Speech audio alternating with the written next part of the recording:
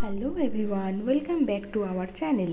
চলে এসেছি নতুন দিনের নতুন আরেকটি ভিডিও নিয়ে। আর এখন ঘড়িতে পারছি সকালেই 10টা মতো। তো আমি আমার ভিডিওটা এখন থেকেই শুরু করলাম, আর একেবারে সকালবেলা রান্নাঘর থেকে শুরু করলাম। এখন আমি বানাচ্ছি বিটরুটের জুস।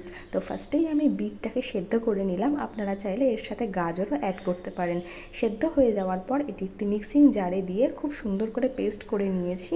তো তারপরে এর মধ্যে একটু বিট নুন আর একটা পাতি লেবু দিয়ে দিয়েছি। ব্যাস, তাহলে রেডি আমার বিটরুটের জুস। আপনারা চাইলে এর মধ্যে অনেক কিছু অ্যাড করতে পারেন, যেমন গাজর, তারপরে কেউ কেউ আপেলও অ্যাড করতে পারেন। তো আদির জন্য একটু যে গাঢ় ভাবটা সেটা রেখেছি, আর আমাদের এটার মধ্যে একটু জল অ্যাড করেছি।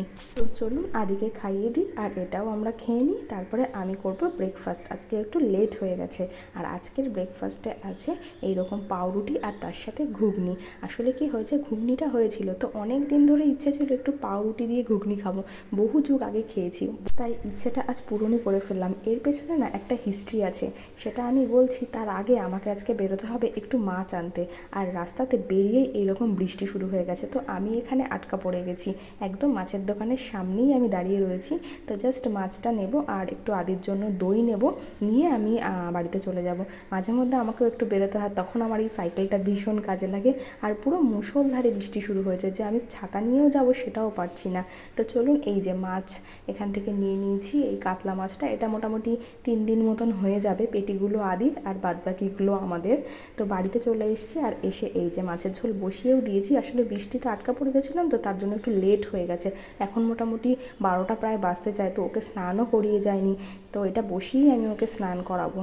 আর সমস্ত সবজি দিয়েই ওর মাছের পেটি দিয়ে আমি একটা পাতলা করে ঝোল করব। আর যেহেতু দুবেলার, তার জন্য একটু বেশি করেই সবজি দিয়েছি। তো এইবার আমি বলি পাউরুটি আর ঘুগনির গল্পটা। যখন আমি অনেকটাই ছোট ছিলাম, ধরুন ওই 5 বছর কি 4 বছর, তখন আমাকে যে ডক্টর দেখানো হতো, তো সেই ডাক্তার দেখাতে গেলে তখন না ওইখানে ওই সকালবেলার দিকে 8টা কি 9টার দিকে যাওয়া হতো। তো ওখান থেকে বেরিয়ে না একটা দোকান ছিল, তো ওইখানে পাউরুটি আর ঘুগনি মা বা মায়ের সাথে যে যেত, কখনো বাবা বা কখনো মাসি বা অন্যান্য যে কেউ যেত না কেন, ওরা খেত। আর তখন তো আমি ছোট ছিলাম, অত একটা ঝাল খেতাম না। আমাকে না জাস্ট অল্প অল্প ওই পাউরুটি দিয়ে না ওই ঘুগনির ঝোলটা দিয়ে একটু চুবিয়ে দিত। আমার না এত ভালো লাগতো, মানে এখনও অবধি সেটা মুখে লেগে আছে। আর যেহেতু তখন জ্বরের মুখ থাকতো না, এই জন্য আরও বেশি ভালো লাগতো। তো অনেক দিন পর আজ ইচ্ছেটা পূরণ হলো। তো চলুন, এদিকে আমার মাছের ঝোলও হয়ে গেছে। এরপর একেবারে দেখা হচ্ছে বিকেলবেলা। তো আদিকে খাইয়ে দাইয়ে ঘুম পাড়িয়ে দিয়েছি, আর তারপরে এখন ওকে নিয়ে এই গাড়িটা নিয়ে বেরিয়েছি। অনেক দিন ধরেই না ও গাড়ি চড়বে গাড়ি চড়বে, আর প্রতিদিন না ঘরের মধ্যে ও ঠিক পোষায় না, অল্প একটু জায়গায়। তো ভাবলাম যে না, আজকে ওয়েদারটা একটু ভালো আছে, আর খুব বেশি গরমও নেই, বৃষ্টিও হচ্ছে মাঝে মধ্যে। তো তার জন্য ওকে নিয়ে একটু বেরোলাম। এদিকে যাবি নাকি ওদিক যাবি? ওদিক যাবি? অথবা যাবি না?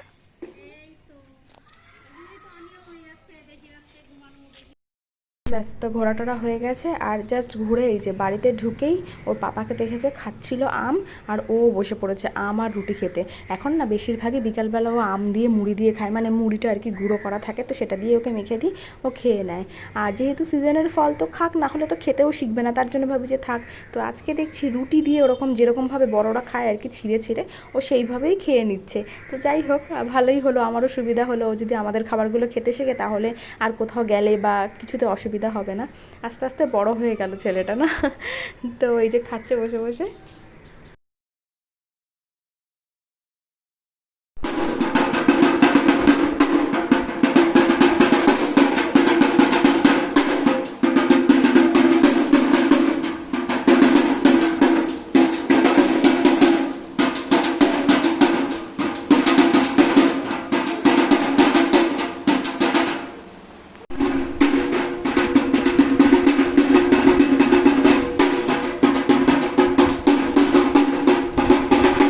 এখন ঘড়িতে বাজছে ওই 8টা মতো। আর প্রত্যেক দিন এই ঢাক, ঘুম থেকে ওঠার পর শুরু হয় ঢাক, আর ঘুমানোতে যাওয়ার সময় অবধি।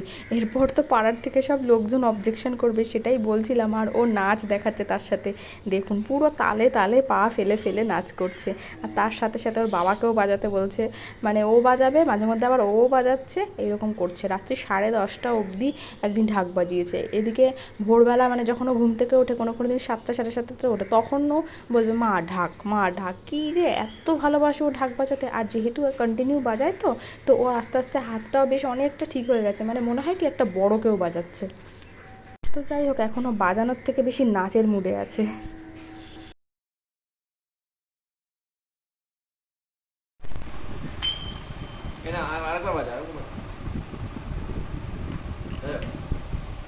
এইবার দেখুন কি শুরু করেছে, ঢাকের সাথে সাথে তো এই হাতের এটা বাজাচ্ছিল, তার সাথে আবার মুখে। ও এই ফাজলামোগুলো ভীষণ শিখেছে, মানে একসাথে কতগুলো বাজানো যায়। ওর এই কাণ্ড দেখে হেসে হেসে নাজেহাল হয়ে যাচ্ছি আমরা, আর ও আরও এনজয় করছে, যেহেতু আমরা হাসছি ও আরও বেশি বেশি করে করছে।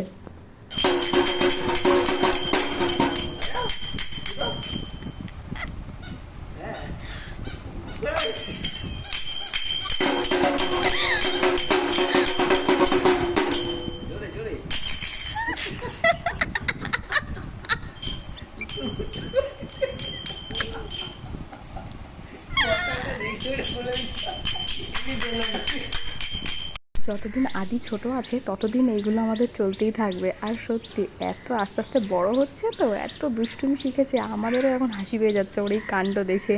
তো এটা এখন অনেকক্ষণ চলবে, মোটামুটি 1-2 ঘন্টা তো চলবেই। তো তারপরে আমিও রাতের ওর খাবার দাবার রেডি করি। তো আস্তে আস্তে তাহলে ভিডিওটা এখানেই শেষ করি। এই ছিল আজকে আমার সারাদিনের ভিডিও, খুব ছোট্ট একটা ভিডিও আজকে দিলাম। তো আবার খুব শিগগিরই আরেকটা ভিডিও নিয়ে আসবো। আর আমার ভিডিওতে তো বেশিরভাগই জানেন আমার ছেলের এই দুষ্টুমি, আরও সারাদিন কী করলো না করলো, তো সেইগুলোই। তো তার জন্যে খুব একটা বেশি বড় হয় না। তো যাই হোক, যদি কোথাও ভালো লেগে থাকে আমার ভিডিও, তাহলে অবশ্যই একটা লাইক করবেন। আর আপনারা না অবশ্যই একটু কমেন্ট করবেন। আসলে আমারও না একটু জানতে ইচ্ছা করে যে কারা আদৌ আমার ভিডিওটা দেখে, মানে খুব ইচ্ছে করে। তো সবাই ভালো থাকবেন, থ্যাংক ইউ।